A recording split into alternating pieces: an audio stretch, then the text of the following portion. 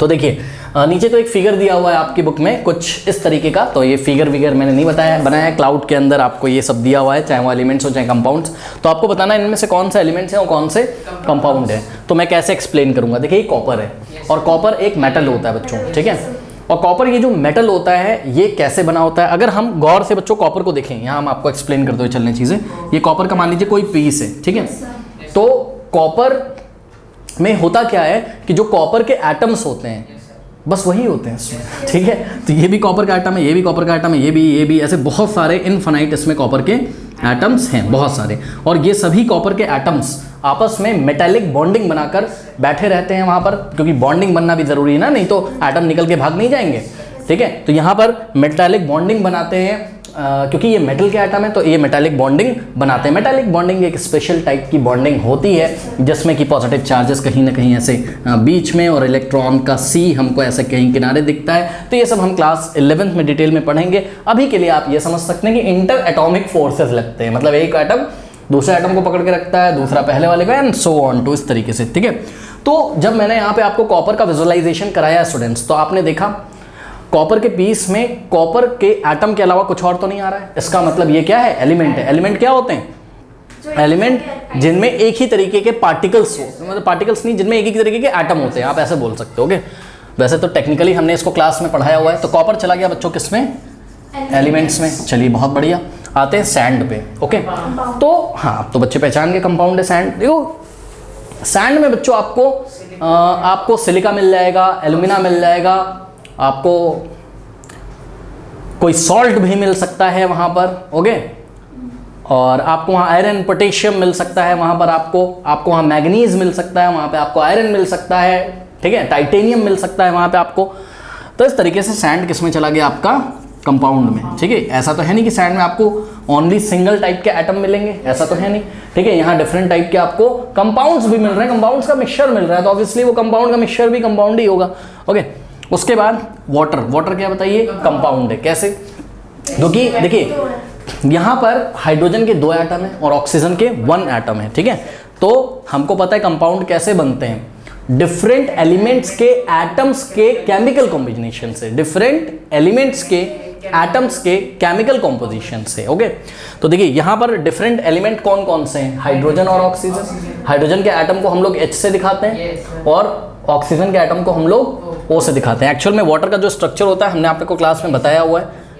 देखिए ये ऑक्सीजन का एटम एक सिंगल कोवेलेंट बॉन्ड बना के रखता है, किसके साथ, हाइड्रोजन के साथ। अब ये कोवेलेंट बॉन्ड क्या होता है, ऐसा बॉन्ड जो इलेक्ट्रॉन के शेयरिंग से बनता है उसको हम कोवेलेंट बॉन्ड बोलते हैं। ये सब आप क्लास 10th में पढ़ोगे, ज़्यादा टेंशन लेने की जरूरत नहीं है। और अगर आपने हमारा chapter atom molecules structure of atom वगैरह अच्छी तरीके से पढ़ा है तो डिटेल में मैंने सब कुछ वहाँ बता दिया है, तो प्लीज़ उसे फॉलो करें, ओके। और ये वाला देखिए, ये वाला जो बॉन्ड है ये भी कोवेलेंट बॉन्ड है। मतलब आपको मैं ये दिखाना चाहता हूँ कि ये वाटर के मॉलिक्यूल का स्ट्रक्चर है और यहाँ एंगल कितना होता है, 104.5 डिग्री, इतना एंगल होता है ये। तो वाटर का मॉलिक्यूल अगर थोड़ा सा विजुअलाइज किया जाए तो ऐसा दिखेगा, यहाँ ऑक्सीजन, यहाँ हाइड्रोजन और एंगल कितना 104.5 डिग्री लगभग, ओके।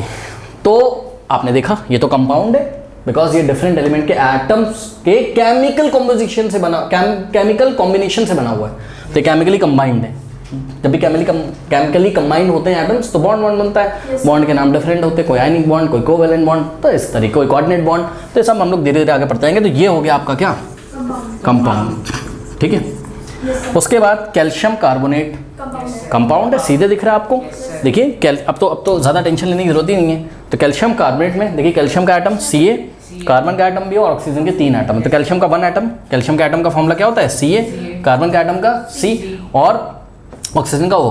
तो कैल्शियम का 1 एटम, कार्बन का 1 एटम और ऑक्सीजन के 3 एटम्स है। तो ये भी किस में चला गया आपका, कंपाउंड्स में। मैं शॉर्ट में लिख दे रहा हूँ, सोडियम क्लोराइड बच्चों, एक्वस लिखा हुआ है। एक्वस लिख के कोई बहुत बड़ा काम नहीं कर दिया उन्होंने।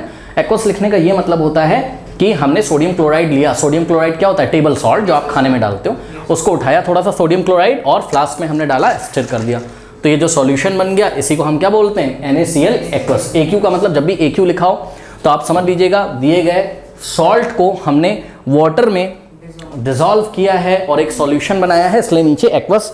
Aqueous denotes the present of water. Water present है तो एक्वस लिख दिया जाता है, कोई बहुत बड़ी बात नहीं।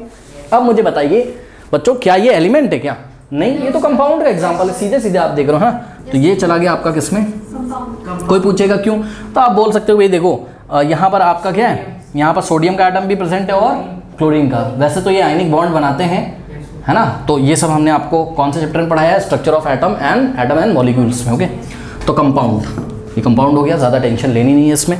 आइए जिंक। अब जिंक मेटल होता है, सबको पता है। और जिंक के मेटल को अगर आप गौर से देखोगे तो जिंक के मेटल में जो जिंक के एटम होंगे वो मेटालिक बॉन्डिंग करके बैठे होंगे, तो जिंक के एटम के अलावा तो वहाँ कुछ और होगा नहीं। तो ये क्या हो गया, एलिमेंट।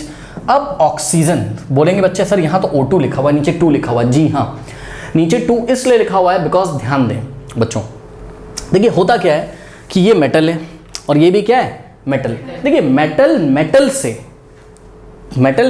के एटम से कंबाइन करके मॉलिक्यूल नहीं बनाता है, ये आप समझो, मतलब समझो। आपको कभी भी कॉपर ऐसा नहीं देखने को मिलेगा Cu2 अकेला लिखा, मतलब कॉपर का मॉलिक्यूल नहीं होता है ना। और जिंक का भी मॉलिक्यूल नहीं होता है ना, ठीक है। लेकिन हाँ, ऑक्सीजन का मॉलिक्यूल हो सकता है, क्लोरीन का मॉलिक्यूल हो सकता है, फ्लोरीन का मॉलिक्यूल हो सकता है। तो अब सर ये मेटल के मॉलिक्यूल क्यों नहीं बनते, तो ये आप क्लास 11th में मॉलिक्यूलर ऑर्बिटल थ्योरी में पढ़ेंगे, तो ज़्यादा भी टेंशन नहीं लेना है। ऑक्सीजन के मॉलिक्यूल का फॉर्मूला बच्चों होता है कितना, क्या, O2, ठीक है। एक्चुअल में होता क्या है कि ऑक्सीजन जो होता है, ऑक्सीजन का ये सिंगल एटम है, ठीक। तो ये ऑक्सीजन का सिंगल एटम ना स्टेबल नहीं रहता है, ठीक है। तो ये स्टेबिलिटी गेन करने के लिए क्या करता है, अपने जैसे एक और एटम के साथ डबल बॉन्ड यहाँ पे बना लेता है, O डबल बॉन्ड O, कैसे, इलेक्ट्रॉन्स की शेयरिंग करके। तो ये सब हमने आपको पढ़ाया हुआ है कहीं ना कहीं चैप्टर में, तो आप लोग फॉलो करोगे तो आपको पता चलेगा।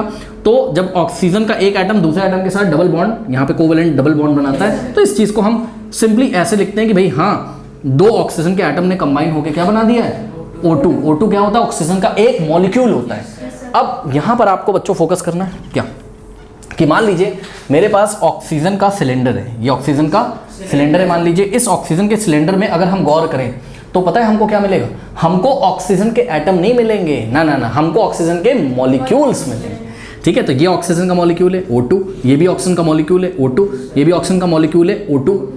एक बात बताऊं, सेम टाइप के पार्टिकल ही तो हैं, डिफरेंट टाइप के पार्टिकल तो है नहीं। पार्टिकल केमिस्ट्री में 3 तरीके के होते हैं, क्या क्या, atoms, ions and molecules. Okay, तो यहाँ पर सेम टाइप के एटम आ रहे थे, अब यहाँ सेम टाइप के मॉलिक्यूल आ रहे हैं, तो है तो ये एलिमेंट। कंपाउंड कहाँ से बन गया, कंपाउंड तो तब बनता जब आपको different type of atoms chemically combine करते हुए नजर आते हैं वहां पर।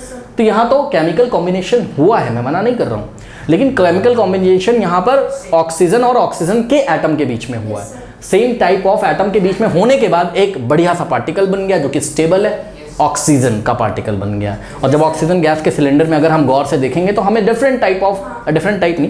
बहुत सारे ऑक्सीजन के मॉलिक्यूल मिलेंगे, ठीक है। तो ये है तो एलिमेंटल फॉर्म में, तो ये किस में चला जाएगा, एलिमेंट। सेम टाइप का पार्टिकल है ना, वो पार्टिकल आयन हो, एटम हो, चाहे मॉलिक्यूल हो।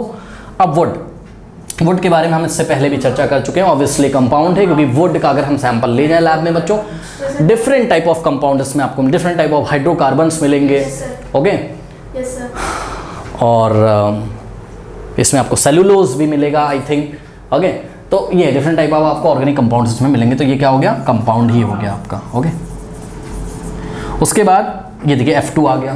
F2 क्या है बताइए, फ्लोरीन। तो ये फ्लोरीन गैस है। अब फ्लोरीन की गैस के साथ भी वही प्रॉब्लम, क्या प्रॉब्लम, कि फ्लोरीन का एक एटम स्टेबल होता नहीं है, तो ये सामने वाले अपने जैसे एक एटम से बोलता है कि भाई मेरे साथ ये सिंगल बॉन्ड बनाता है। अब sir single bond double bond कैसे बनाते हैं, क्या सब याद करूं, नहीं याद करना है, क्लास 10th में करोगे, और आप जब इस चैनल को फॉलो करोगे तो धीरे धीरे आपको एक्सपीरियंस होता जाएगा। तो F सिंगल बॉन्ड F होता है, तो बॉन्ड नहीं याद करना है आपको, बस ये मैं बताने की कोशिश कर रहा हूँ कि फ्लोरीन का एक एटम दूसरे एटम के साथ केमिकली कंबाइन होकर क्या बनाता है, फ्लोरीन का मॉलिक्यूल। यानी कि फ्लोरीन के एक मॉलिक्यूल में फ्लोरीन के 2 एटम होते हैं जो कि केमिकली कंबाइन होते हैं। अब फ्लोरीन गैस है मान लीजिए हमारे पास कहीं, ठीक है। अब इस फ्लोरीन गैस को जब हम गौर से देखेंगे तो ये भी फ्लोरीन का मॉलिक्यूल, ये भी फ्लोरीन का मॉलिक्यूल, ये भी फ्लोरीन का, ये भी, तो फ्लोरीन के मॉलिक्यूल के अलावा तो कोई और टाइप का मॉलिक्यूल दूसरा है नहीं यहाँ। और अगर फ्लोरीन के एटम ने फ्लोरीन के एटम के साथ कंबाइन भी किया तो केमिकल कॉम्बिनेशन हो रहा है, हम मना नहीं कर रहे हैं, लेकिन सेम टाइप ऑफ एटम में हो रहा है। और जब एटम में होने, सेम टाइप ऑफ एटम में केमिकल कॉम्बिनेशन होने के बाद जब मॉलिक्यूल बना तो वो सेम टाइप का मॉलिक्यूल। आप इसमें देखोगे तो पार्टिकल तो कैसा है, सेम टाइप का ही। पार्टिकल कौन है, वो पार्टिकल तो 3 तरीके हो सकते हैं, एटम, मॉलिक्यूल्स और आयंस। तो यहाँ पर मॉलिक्यूल्स क्या है, सेम है, तो ये तो एलिमेंट हो गया, ठीक है। जैसे कि ऑक्सीजन एलिमेंट था, ये भी क्या हो गया, एलिमेंट उसके बाद मरकरी Hg, कुछ बच्चों को पता ही नहीं होता है मरकरी। मरकरी है बच्चों ये Hg सिंबल होता है इसका। मरकरी के एटम का सिंबल क्या होता है Hg। ये एक ऐसा मेटल है जो रूम टेम्परेचर पे लिक्विड फॉर्म में होता है, सभी बच्चों को पता है। तो अब मान लीजिए लिक्विड मरकरी, ऐसे तो नहीं बनाएंगे हम, मान लीजिए टेस्ट ट्यूब में, चलिए तो ये लिक्विड मरकरी यहाँ पर ऐसे भरी हुई है। तो जब लिक्विड मरकरी यहाँ पर है स्टूडेंट्स, तो ये लिक्विड मरकरी जो है, अगर हम इसमें थोड़ा सा विचार करें कि इसकी स्थिति क्या है, तो ये जो डॉट डॉट हम आपको दिखा रहे हैं ये सभी क्या है, मरकरी के एटम्स हैं, मॉलिक्यूल नहीं है। ठीक है, Hg2 आपको कभी नहीं मिलेगा बच्चों, क्योंकि मेटल है, मेटल के साथ बॉन्डिंग करके मॉलिक्यूल नहीं बनाता है। एक्चुअल में मेटल के एटम ही एक दूसरे के साथ थोड़ी सी हल्की बॉन्डिंग करते हैं वो, और उसको मेटेलिक बॉन्डिंग बोलते हैं, वो स्पेशल टाइप की बॉन्डिंग होती है, वहाँ मॉलिक्यूल बन के तैयार नहीं होगा। ठीक है, तो आप इस तरीके से समझिए। तो ये रूम टेम्परेचर पे क्या होता है, लिक्विड होता है। लिक्विड इसलिए होता है क्योंकि देखो जो एटम्स है ना, उनके बीच में जो फोर्स लग रहा होगा थोड़ा सा वीक फोर्स है, तो वीक फोर्स है तो बेचारे थोड़ा सा रैंडम मोशन इधर उधर करते हैं, थोड़े से दूर दूर रहते हैं। अगर स्ट्रॉन्ग फोर्स होता तो पकड़ लेता, तो सॉलिड बन जाता। ठीक है, तो रूम टेम्परेचर पे ये लिक्विड होता है क्योंकि इसके जो एटम्स के बीच में फोर्स होंगे वो वीक होंगे। तो हमें ज़्यादा टेंशन नहीं लेना, हमें सैंपल को जाके चेक करना, और इस सैंपल में मरकरी के एटम्स के अलावा और कुछ तो है नहीं। तो ये क्या आ जाएगा बताइए, एलिमेंट आ जाएगा। ठीक, एलिमेंट कैटेगरी में चला गया है। उसके बाद डायमंड, डायमंड के बारे में हमने बहुत अच्छे से आपको चर्चा करी थी। ये एलिमेंट है, क्यों? Because diamond is the allotrope of carbon. ये पिछली वीडियोस देखते हुए आइए, अचानक से मत देखिए। ठीक है, तो डायमंड क्या है बताइए, एलोट्रोप ऑफ कार्बन। और हमने आपको बताया था डिटेल में कि डायमंड, ग्रेफाइट और बकमिंस्टन फ्लोरीन ये क्या है, एलोट्रोप्स हैं। किसके? कार्बन के एलोट्रोप्स हैं। ठीक है, अब ये देखने में अलग अलग क्यों लगते हैं, इनका फिजिकल अपीयरेंस क्यों अलग अलग होता है? ग्रेफाइट क्या होता है, पेंसिल का जो लेड होता है आपका, लीड होता है। इनका कार्बन का लगने का पैटर्न क्या है, अलग अलग। तो डायमंड इतना हार्ड इसलिए होता है बिकॉज उसमें कार्बन बहुत ही टाइटली पैक होते हैं। ठीक है, उसका एक रिजिड स्ट्रक्चर होता है, बहुत ही टाइटली पैक होता है। क्लास 10 हम लोग डिटेल में पढ़ेंगे। कहने की बात सिर्फ ये है कि डायमंड का अगर मुझे सैंपल मिल जाए, तो डायमंड में अगर मैं चेक करूं तो कार्बन के साथ कार्बन के साथ कार्बन के साथ कार्बन ही बॉन्डिंग करता रहता है। कार्बन के अलावा आपको वहां पर कोई और एटम मिलेगा नहीं। ठीक है, तो इसलिए डायमंड भी क्या हो गया बच्चों, एलिमेंट हो गया। ओके, ये हो गया। जितने भी एलोट्रोप होंगे ना किसी के, वो एलिमेंट में ही जाएंगे, तो ज़्यादा टेंशन हमें लेना नहीं। तो सर अब एग्जाम में कैसे लिखें, तो सर एग्जाम में ऐसे लिखेंगे, ये फाइनल आंसर ऐसे लिखेंगे। एलिमेंट्स में कौन कौन चलाएगा, copper, zinc, oxygen, fluorine, mercury and diamond. और कम ऐसे लिखोगे, ये सब इसके सामने नहीं लिखोगे एग्जाम में, आप फाइनल कैटेगरी बता देना, बिकॉज हमने बताया कैटेगराइज करना है ना। तो कंपाउंड्स में क्या आ गया, sodium chloride aqueous, would, sand, H2O water and calcium carbonate. Okay, कर लीजिए।